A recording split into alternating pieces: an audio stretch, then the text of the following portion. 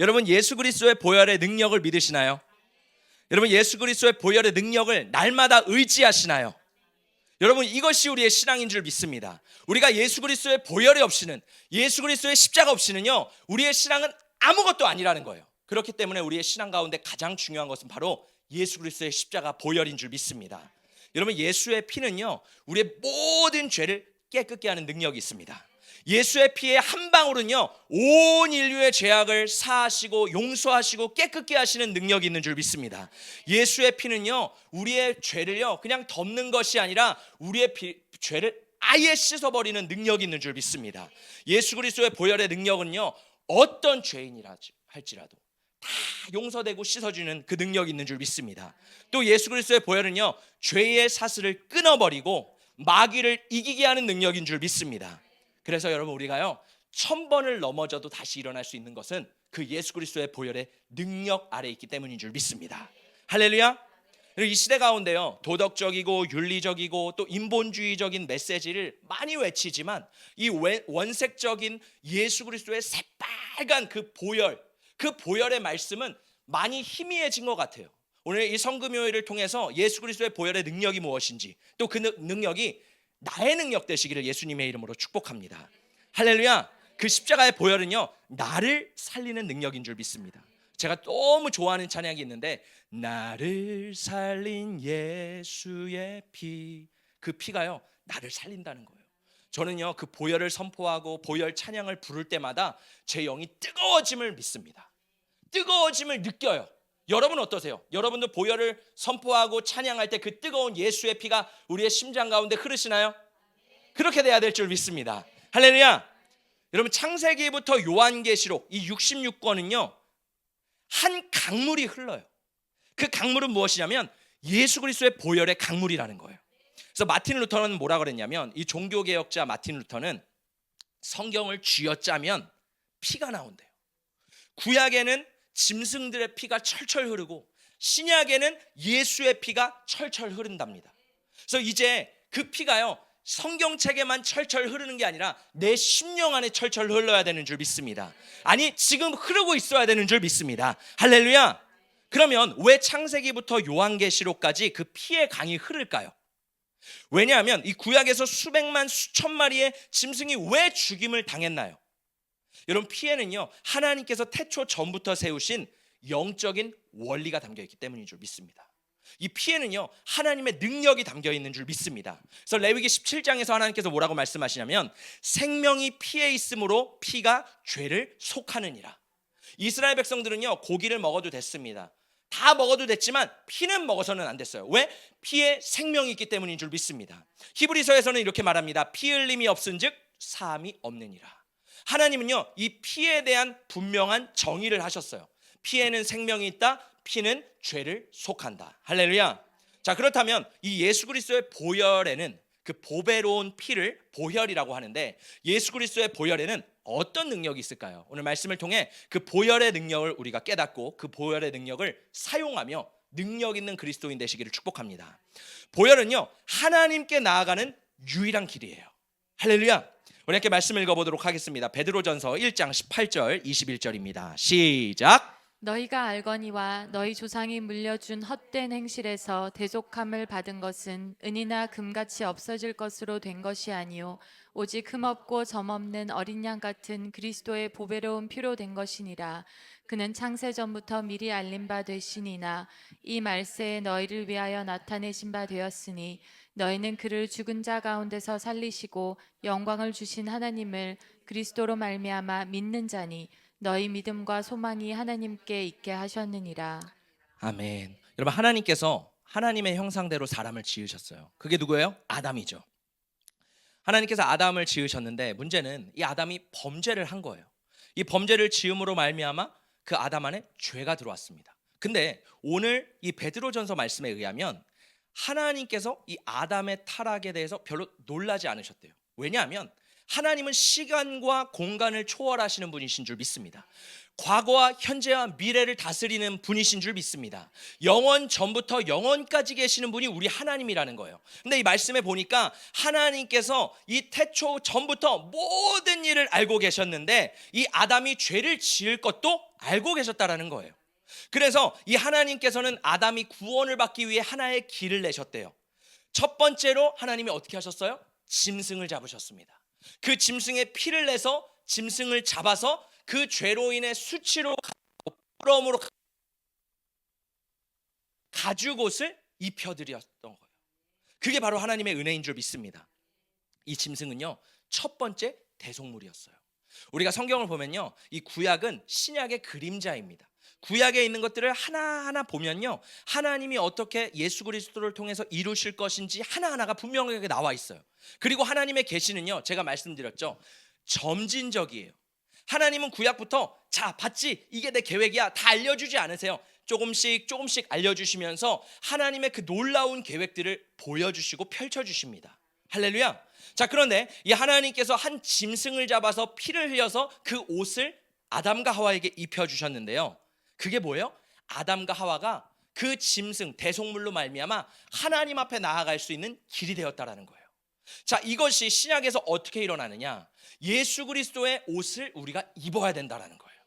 자, 이 갈라디아서 3장 27절에서는 누구든지 그리스도와 합하기 위하여 세례를 받은 자는 그리스도로 옷 입었느니라. 여러분, 우리는요 지금 예수 그리스도로 옷을 입었는 줄 믿습니다. 보이지 않지만 우리가 믿음으로 입는 거예요. 할렐루야. 왜요? 그 옷을 입어야지만 하나님께서 내 죄를 보지 않으시는 거예요. 내 의로 구원받는 것이 아니라 예수의 의로 우리가 구원을 받는데, 내 의는 아무것도 없어요. 죄밖에 없어요. 근데 그것을 덮는 건 뭐예요? 예수 그리스도의 옷. 그 옷이 덮여질 때 하나님께서 나를 보시며 너는 의로운 자다 라고 말씀하시는 줄 믿습니다. 근데 그 옷은요, 그냥 옷이 아니에요. 요한계시록 19장 13절에 보니까 예수님의 피가 뿌려진 옷이래요. 예수님께서 백마를 타고 마지막 시대에 전쟁을 하기 위해 오시는데 예수님께서 어떤 옷을 입으셨대요? 피 묻은 옷을 입으셨대요. 우리가 입은 옷은 뭐예요? 그냥 예수 그리스도의 옷이 아니라 오늘 그 예수 그리스도께서 나를 위해 십자가에서 달려서 죽어서 흘리신 그 피의 옷이 나에게 덮여져 있는 줄 믿습니다. 그래서 신앙은요, 내가 뭔가를 잘해서, 내가 열심히 해서, 내가 선행을 해서 뭔가를 이루어서 하나님 앞에 가까이 나아가는 것이 아니라 예수의 피를 힘입어 나아가는 줄 믿습니다.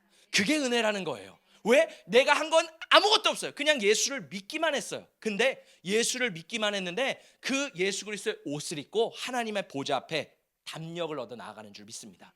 그 담력은 뭐예요? 확신, 담대함. 죄를 지으면 인간은요 부끄러워합니다.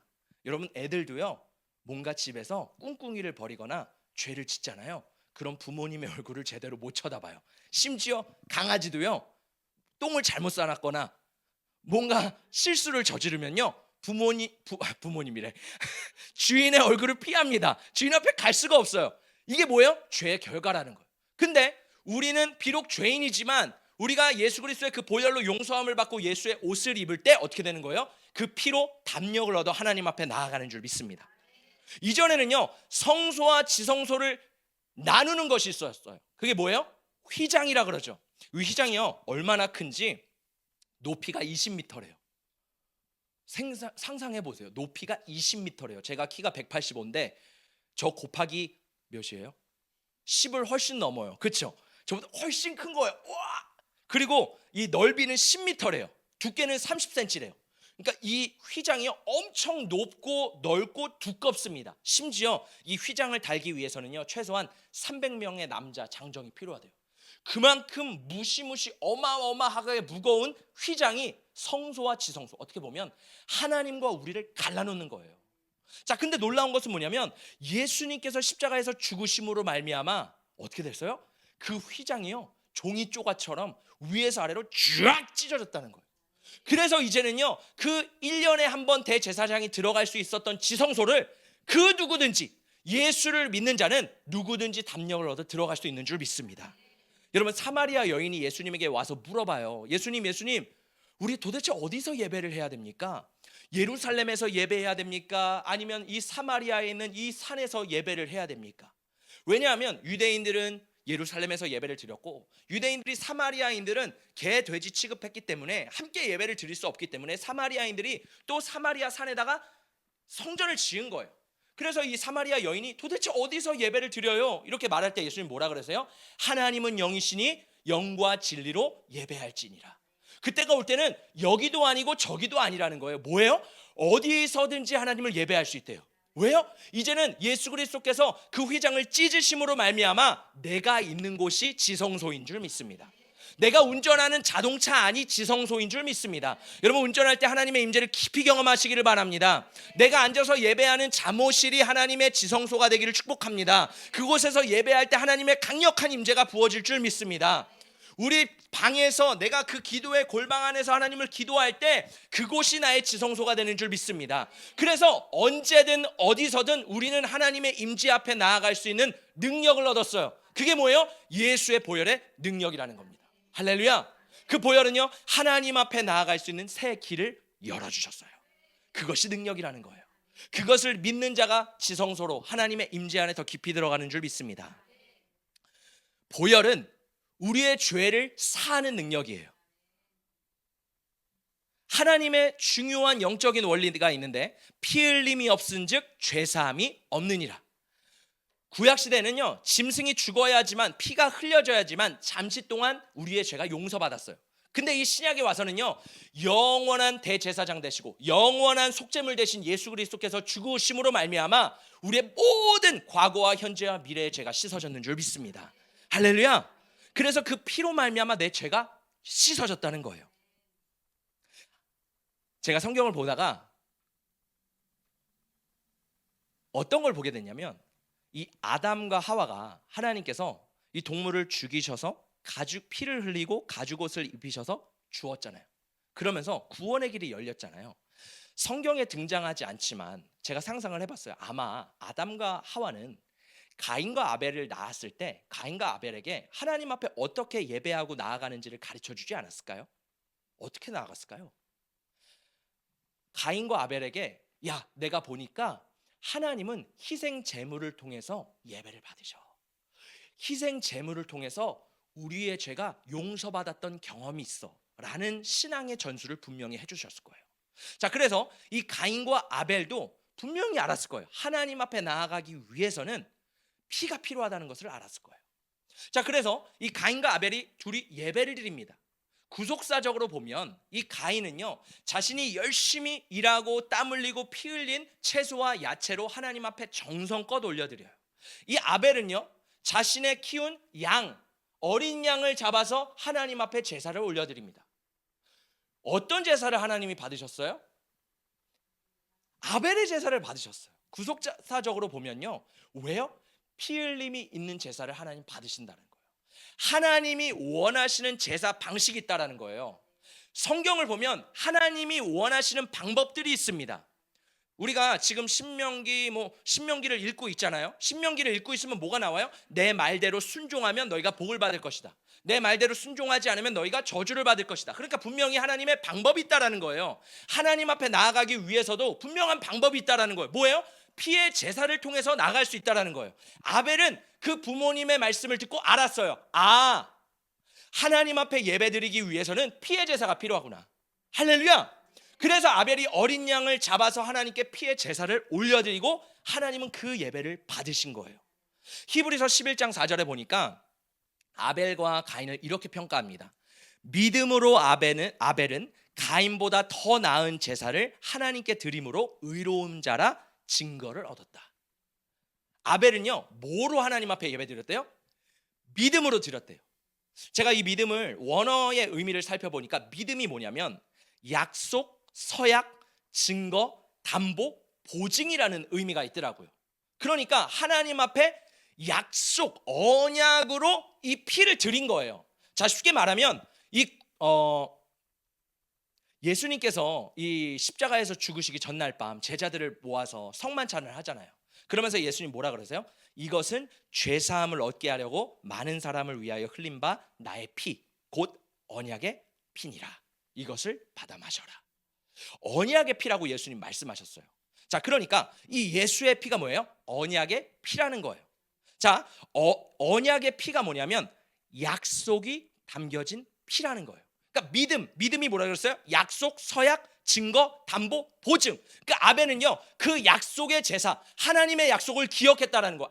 내가 피의 제사를 드릴 때 하나님이 나의 죄를 용서하시고 속죄하신다는 약속이 담겨 있는데 그것을 믿음으로 드렸다는 거예요. 할렐루야. 그래서 이 피의 제사에는 뭐가 있다는 거예요? 죄사함. 언약의 피는 무슨 의미예요? 죄사함이 담겨 있다는 거예요. 그래서 우리가 이것을 받아 마실 때 우리 안에 있는 모든 죄가 씻어지는 줄 믿습니다. 하나님은 이 약속을 해주세요. 뭐예요? 죄사함이 약속이라는 거예요. 할렐루야. 그래서 희생의 피가 없으면요, 하나님 앞에 나아갈 수 없는 겁니다. 가인은요, 열심히 했지만, 최선을 다해 드렸지만 나아갈 수 없었어요. 아벨은 알았어요. 그 비밀 뭐예요? 언약의 피, 그 약속을 하나님 앞에 드릴 때 하나님께서 죄를 용서하신다는 것을 아셨습니다. 우리가 드릴 때 왜 보혈이 중요해요? 왜 예수의 피가 중요해요? 그 예수의 피는요, 내 죄를 사하는 능력이 있기 때문인 줄 믿습니다. 우리 한 번 더 말씀을 읽어보도록 하겠습니다. 요한일서 3장 12절입니다. 시작. 가인같이 하지 말라. 그는 악한 자에게 속하여 그 아우를 죽였으니 어떤 이유로 죽였느냐? 자기의 행위는 악하고 그의 아우의 행위는 의로움이라. 자, 아벨의 행위와 가인의 행위가 나오는데 가인의 행위는 악하고 아벨의 행위는 의로웠다고 말을 하고 있습니다. 자, 그런데 이 가인의 행위가 뭐예요? 내가 열심히 해서 하나님 앞에 나아간다는 거예요. 지금 다원주의 시대 가운데, 포스트 모더니즘 다원주의 시대 가운데 이제 기독교를 막 통합하려는 시도가 있죠. 근데 그 통합하려는 시도 가운데 뭐예요? 산이 있는데 그 산 정상에는 구원과 천국이 있대요.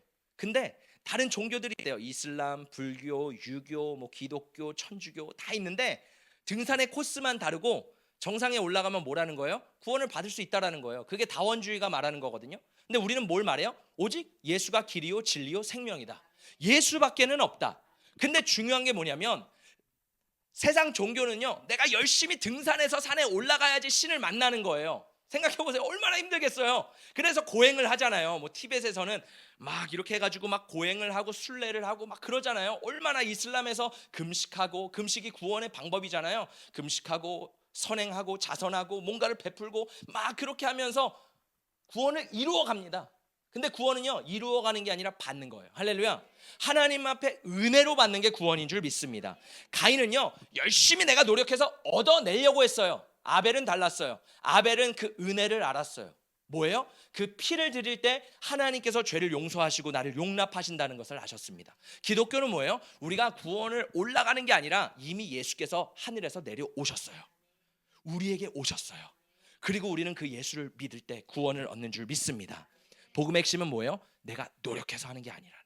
우리는 신앙생활할 때 더 기도해야지, 더 말씀 봐야지, 더 봉사해야지, 더 열심히 해야지 내 믿음을 증명할 수 있어. 그게 아니라니까요. 여러분, 우리가 더 기도하고 더 말씀 보고 더 봉사하는 이유는요, 예수 그리스도의 그 십자가의 은혜에 감사해서 어떻게 갚을 길이 없어서 주님을 너무 사랑해서 내 마음에 우러나와서 해야 되는 줄 믿습니다. 이거는 내가 노력하기 위해 뭐 구원을 얻기 위해 하는 것이 아니라 주님을 사랑하기 때문에 내가 그냥 당연히 해드리는 나의 마음인 줄 믿습니다. 이 차이를 구별하시고 이 마음으로 주님을 섬기시는 저와 여러분 되시기를 축복합니다. 보혈은요, 죄를 끊어내고 우리를 자유하게 하는 능력이 있어요. 이제 하나님께서 그 계시가 점진적으로 더 깊어집니다. 모세를 통해서 하나님께서 이제 율법을 주시는데 그 율법에 보니까 제사법이 있어요. 그 제사를 통해 하나님 앞에 어떻게 나아가야 되는지 하나님께서 말씀하십니다. 자, 그런데 이 율법이 있기 전에는 도대체 어떻게 하나님 앞에 나아갔을까요? 아브라함, 율법 전의 사람이죠. 노아, 율법 전의 사람이죠. 이삭, 야곱, 다 율법 전의 사람이에요. 요셉, 율법 전의 사람. 율법이 없기 때문에 율법은 하나님 앞에 나아갈 수 있는 제사 방법을 가르쳐 주는데 5가지 방법이 있죠. 근데 그 전에는 방법이 없는 거예요.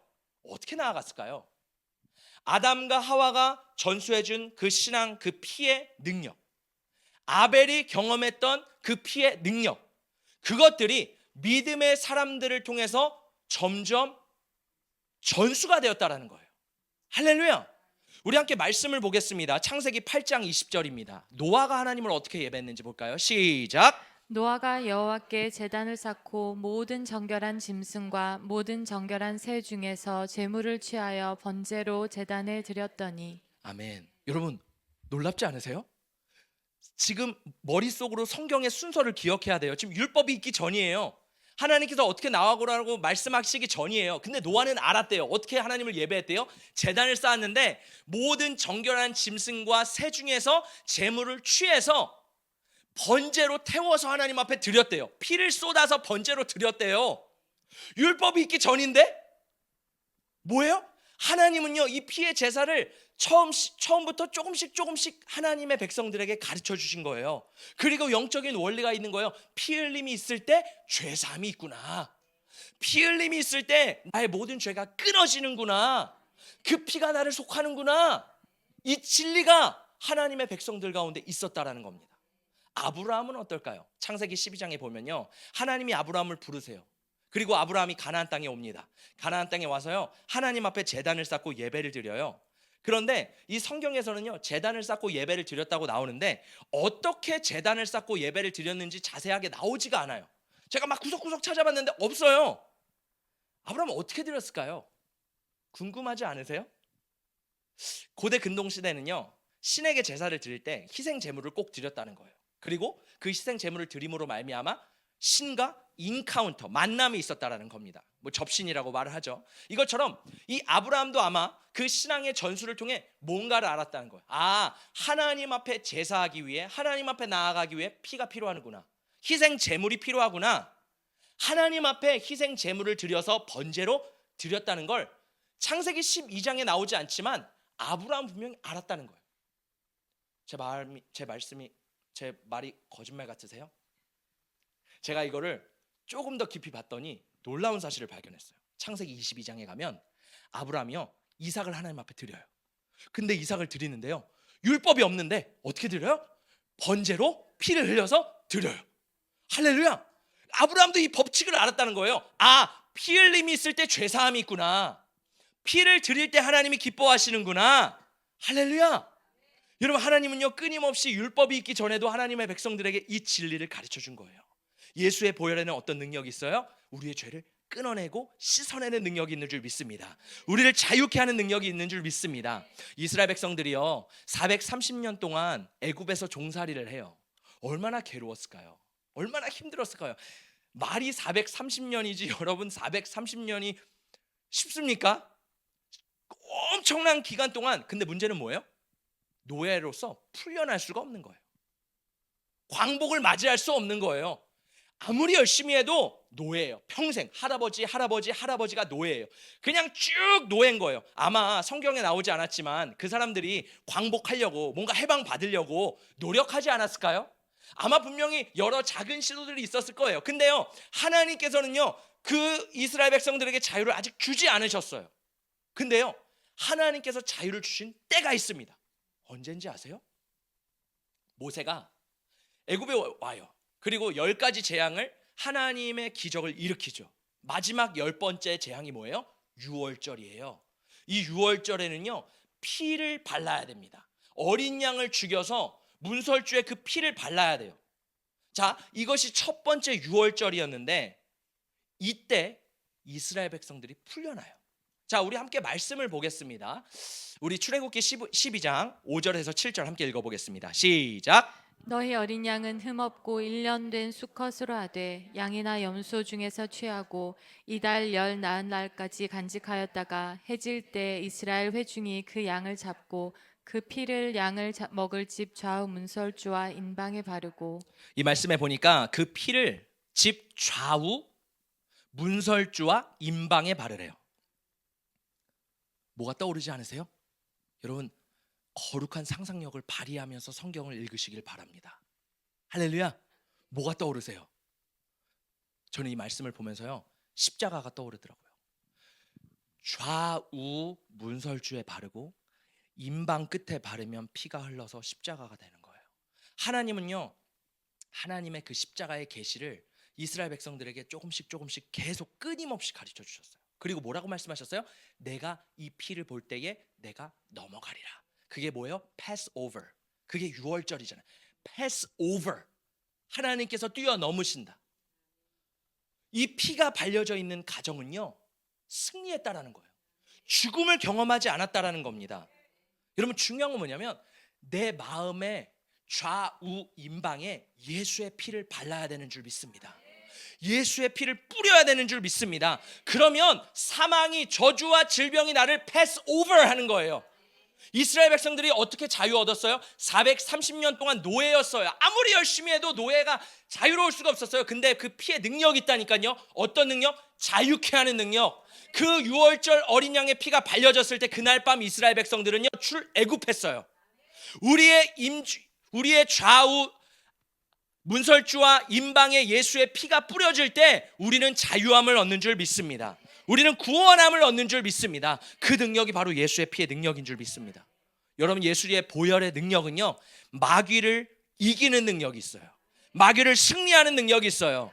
여러분, 혹시 영적 전쟁 가운데 있습니까? 예수의 보혈을 선포하시기를 바랍니다. 예수의 보혈을 의지하시기를 바랍니다. 그 보혈은 이미 십자가에서 예수님이 승리하신 능력의 권세가 있는 줄 믿습니다. 출애굽기 24장에 보면 이제 하나님께서 모세와 이스라엘 백성들을 시내산으로 처음 올라오게 하세요. 이스라엘 백성들이 하나님 앞에 막 올라오기 시작하면서 하나님 뭐라고 말씀하시냐면 나에게 제단을 쌓아라. 이스라엘 백성들이 그 시내산에서 처음으로 하나님 앞에 제단을 쌓는데 수많은 소를 잡아서 번제와 화목제를 드립니다. 근데 참 재밌는 게 있어요. 이 소를 잡는데요, 모세가 양푼을 준비해요. 양동이를 준비해서요, 소의 피를 다 받아서 절반은 양동이에 넣고 절반은 그 쌓은 제단 위에 뿌립니다. 자, 그리고 이 모세가요, 이스라엘 백성들에게 하나님께서 받은 그 율법을 낭독하기 시작해요. 이스라엘 백성들은 그 말씀을 듣고 아멘이라고 화답하면서 하나님의 말씀대로 살겠습니다 결단합니다. 그 이후에 모세가 뭘 하는지 아세요? 너무 놀라워요. 양동이에 있는 그 피를요, 200만 명 되는 이스라엘 백성들에게 다 뿌립니다. 그 피를 뿌리는 거예요. 여러분, 예수의 보혈은요, 선포뿐만 아니라 뿌려야 되는 줄 믿습니다. 그 피를 뿌릴 때 어떤 역사가 일어나는지 아세요? 하나님이 임재하세요. 그리고 이스라엘 백성들이 하나님 앞에서 먹고 마셨대요. 저는 이 말씀을 보면서 성찬식이 기억나더라고요. 아, 우리가 예수 그리스도의 그 보혈을 기억하고 뿌리고 성찬에 참여할 때 하나님이 내 안에 임재하시는구나. 할렐루야. 이 놀라운 역사가 보혈 가운데 있는 줄 믿습니다. 그래서 저는요, 신방을 가면, 우리 성도님들 가정의 신방을 가면 제가 제일 좋아하는 찬양이 있어요. 뭐예요? 죄에서 자유를 얻게 함은. 아마 이것을 못 들어보신 분은 없을 거예요. 제가 가면 다 이것을 불렀기 때문에. 죄에서 자유를 얻게 함은. 왜? 보혈의 능력이 있기 때문에. 제가 그 찬양을 부르면서 그냥 의미 없이 부르는 게 아닙니다. 여기에는 다 신학과 철학이 다 담겨 있어요. 어떤 마음? 그 보혈은요, 우리의 죄를 씻어내는 거예요. 그러니까 그 보혈을요, 이 가정 가운데 덮고 뿌리는 거예요. 하나님, 이 가정 가운데 저주가 끊어지게 하시고, 질병이 끊어지게 하시고, 사망이 떠나가게 하시고, 마귀가 떠나가게 하시고, 예수의 보혈이 흐르는 가정 되게 하여 주시옵소서. 하나님이 가정의 문과 창문과 모든 방들 가운데 예수의 피를 뿌립니다. 이 심령으로 보혈을 뿌리는 겁니다. 왜요? 왜 보혈을 뿌리는 게 중요할까요? 요한계시록 12장 11절에 보니까 이 마지막 때에 우리 형제들이 어린 양의 피와 자기들이 증언하는 말씀으로 큰 용 사단을 이겼대요. 마귀를 이길 수 있는 두 가지 권세가 있는데 예수 그리스도의 보혈과 하나님을 증언하는 말씀이래요. 피와 말씀으로 마귀를 이기는 줄 믿습니다. 그래서 우리가 그 보혈을 날마다 입으로 선포하고 시인할 때 마귀는 떠나가는 줄 믿습니다. 성경에 이 욥이 등장하는데요, 이 욥은요, 하나님께서 뭐라고 평가하시냐면 온전하고 정직하고 하나님을 경외하고 악에서 떠난 자래요. 야, 이런 사람 되고 싶지 않으세요? 저는 욥의 말씀을 보면서, 물론 욥의 고난은 너무 힘들지만 하나님이 바라보실 때 정말 너무 괜찮은 사람이었다는 거예요. 자, 그런데 도대체 욥의 어떤 부분이 하나님의 마음을 그렇게 감동케 했을까요? 하나님이 사탄에게 야야야 욥 좀 봐라 라고 할 정도로 도대체 무엇이 욥을 그토록 하나님의 감동을 받게 하는, 하나님이 기뻐하시는 부분이 있었을까요? 우리 함께 욥기 1장 9절에서 10절의 말씀을 읽어보겠습니다. 시작. 사탄이 여호와께 대답하여 이르되 욥이 어찌 까닭 없이 하나님을 경외하리이까? 주께서 그와 그의 집과 그의 모든 소유물을 울타리로 두르심 때문이 아니니까 주께서 그의 손으로 하는 바를 복되게 하사 그의 소유물이 땅에 넘치게 하셨음이니이다. 자, 사탄이 하나님께서 말하는 장면인데 이 하나님께 말하면서 뭐라 그래요? 하나님, 이 욥이요 왜 하나님을 경외하는지 아세요? 하나님께서 10절에 보니까 욥과 욥의 가정과 욥의 모든 소유물 가운데 울타리를 둘렀대요. 하나님께서 울타리를 둘렀대요. 그리고 욥의 손으로 하는 모든 것들을 복되게 하셨고 그의 소유물, 영향력, 관계를 말하거든요. 그의 모든 것을 땅에 넘치게 하셨대요. 할렐루야. 여러분 이런 사람 되고 싶지 않으세요? 마귀도요 알았어요. 뭐요? 욥에게는요 다가갈 수가 없는 거예요. 왜? 예수의 블러드 라인, 피의 라인이 있어요. 피의 경계선이 있어요. 거기를 마귀가 침범할 수 없는 겁니다. 왜? 하나님이요 피의 울타리를 두르셨대요. 여러분 나와 우리 가정과 내 모든 소유와 내가 손으로 만지는 우리 일터와 내 가정과 나의 직장과 또 내 소유물, 내 관계, 내 모든 주변의 사람들 가운데 예수 그리스도의 보혈의 울타리가 쳐지기를 축복합니다. 그 울타리가 있기를 축복합니다. 마귀가 침범하지 못하는 울타리가 우리의 삶 가운데 있기를 축복합니다. 자, 근데 이 울타리가 어떻게 보혈의 울타리예요, 목사님? 말이 되는 소리를 하세요.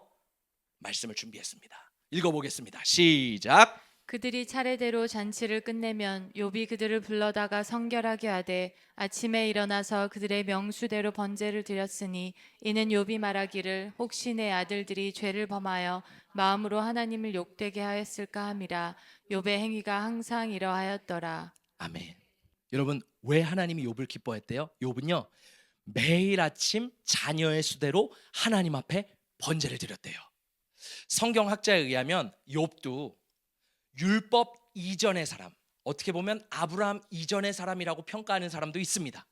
그러니까 욥은요 율법을 몰랐을 수도 있어요. 근데 하나님 앞에 뭘 알았어요? 피의 비밀을 알았어요. 번제의 비밀을 알았어요. 하나님 앞에 나아갈 때는 번제를 통해서 희생 제물을 통해 나아갈 때 죄가 씻어진다는 것을 알았다라는 거예요. 그 울타리가 뭐예요? 피라는 거예요. 할렐루야. 여러분 우리가 왜 피를 선포해야 돼요? 나와 우리 가정과 내 소유와 나의 모든 것들이 보호받고 마귀로부터 승리하기 위해서 우리는 그 보혈을 선포하는 줄 믿습니다. 마지막으로 이 보혈은 뭔지 아세요? 보혈이 있는 곳에는요 성령이 역사하는 줄 믿습니다. 보혈이 있는 곳에는요 성령의 기름 부으심이 임하는 줄 믿습니다. 레위기 14장에 보면 나병 환자가 나오거든요. 이 나병 환자가 정결케 되는 규례가 나오는데 나병 환자가 나 이제 다 나았어요 라고 해서 이제 성 안으로 들어와서 정상적인 삶을 사는 게 아닙니다. 나병 환자도요 깨끗게 되는 절차가 있어요. 하나님께서 이 절차를 얘기하시는데 여러분 나병은 뭔지 아세요? 나병은요 구약시대에 죄의 상징이에요. 저주의 상징이에요. 이 사람은 분명히 죄가 있어서 조상이 죄가 있어서 저주가 있어서 나병에 걸렸다라고 평가를 했습니다. 우리나라도 옛날에는 병이 있거나 뭐가 있으면 그렇게 평가를 했잖아요. 이 당시에도 마찬가지였다는 거예요. 그래서 이 죄는 어떤 게 있어요? 분리하게 합니다. 하나님과 나 사이에 죄가 있으면요 분리돼요. 왜? 나병 환자는요 성 밖에 살아야 됐어요. 분리되는 거예요. 우리가 부부관계 가운데서도요 서로 싸우고 서로 안에 죄가 있으면 분리됩니다. 죄의 역할은 분리하게 하는 거예요. 자, 그런데 이 분리됐던 사람이 이 죄의 상징이었던 나병이 씻어질 때 어떤 과정을 통해서 다시 성 안으로 들어가고 온전한 삶을 살 수 있는지 이 레위기 14장에 나와 있는데, 첫 번째는요 이 나병 환자가 이제 모든 질병이 깨끗해졌어요. 그러면 제사장을 부릅니다.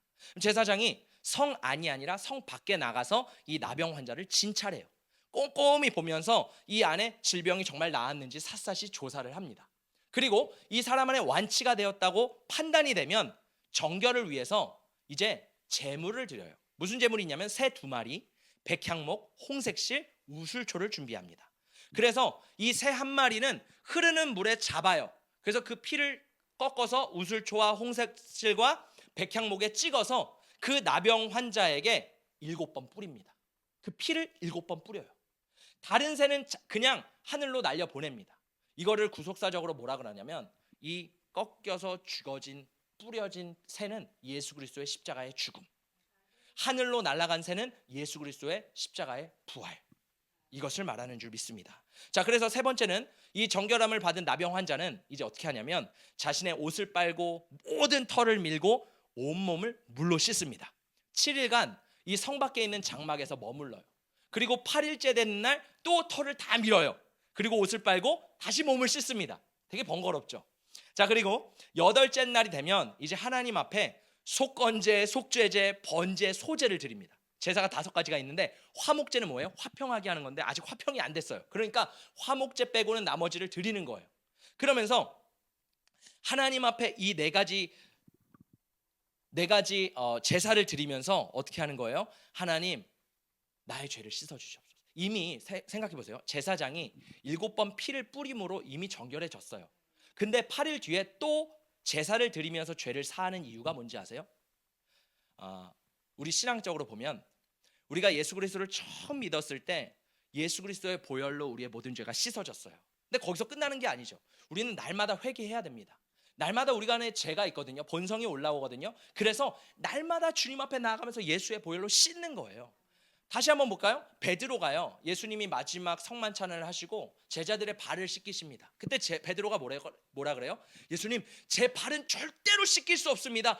머리끝부터 발끝까지 다 씻어주세요. 이렇게 말하죠. 그랬더니 예수님이 이미 씻은 자는 필요 없다. 너의 발만 씻으면 된다. 이렇게 말씀하시잖아요. 뭐예요? 이미 예수를 믿었을 때 그 보혈로 말미암아 우리의 모든 죄가 다 씻어졌다는 거예요. 발을 씻는다는 건 뭐예요? 나의 행동, 내가 가는 곳이 예수의 보혈로 매일매일 씻겨져야 된다는 거예요. 내가 매일매일 어디론가 가고 내 생활을 하듯이 내 안에 죄가 덮이면 그 발을 씻듯이 예수의 보혈로 매일매일 회개하며 정결하게 하나님 앞에 나아가야 되는 줄 믿습니다. 회개는 단 한 번의 순간이 아니라 매일매일 하나님 앞에 드려지는 고백인 줄 믿습니다.